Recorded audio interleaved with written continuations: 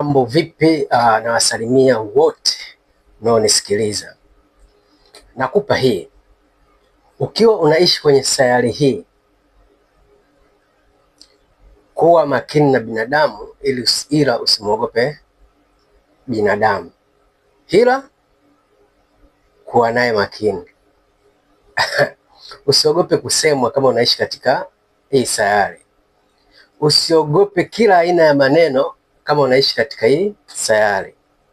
Ni hivi, anakuona unavyofanya jitihada zako, anakuona ulivyokuwa bize, lakini unapofanikiwa utasikia jamaa anatumia sana waganga, jamaa Freemason, jamaa, yani majina kibao utaitwa.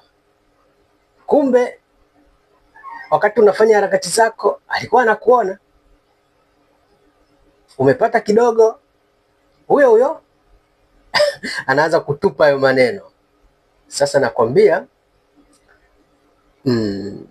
kuwa makini na binadamu, lakini usiogope maneno yao. Acha wazungumze na mafanikio yako. Baba, nachoka kukaa na Manje Septemba.